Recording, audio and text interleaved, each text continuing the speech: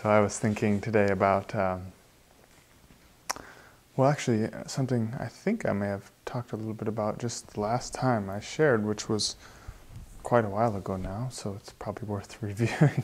I was speaking about being externally driven, I guess you could say, or being attached to the senses, and how much we focus our life on things that are outside of us.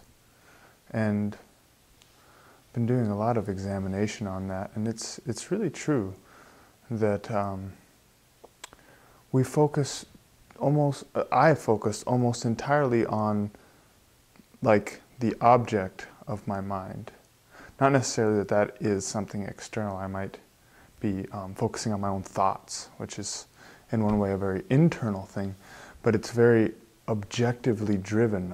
I'm like engrossed in my thoughts, and I'm, whatever sort of attachment is arising, I'm just kind of going over and over it in my mind, or the aversion that's just happening in my mind, and almost never do I naturally have this experience of looking back at my my subjective experience of looking at an object. And the majority of the time, I can't actually even locate when I look for it. I start looking like, well, what am I experiencing here? And all I can really do is keep going back to the object. It's like the mind just wants the object. And I think that's really symptomatic of truly believing that the object is what's going to make me happy, and that I can't get past that. I was sitting and meditating, and I'm like, okay, so here's my object, and here's me. Oh, there I am. Oh, okay, there's an experience there.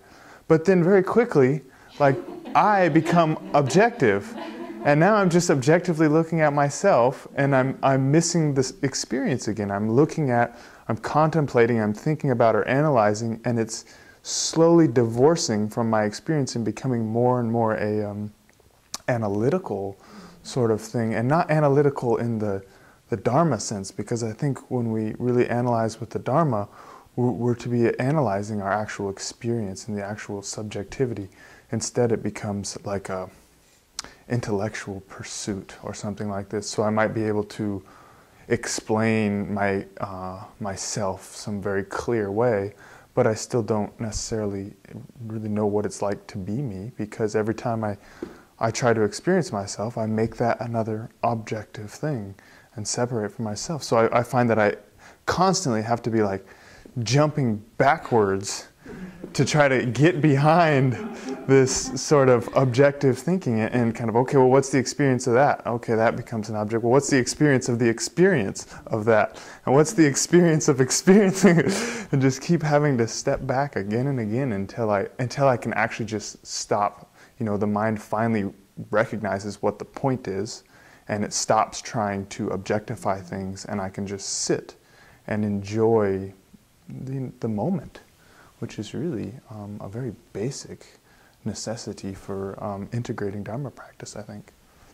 So, something I was thinking about.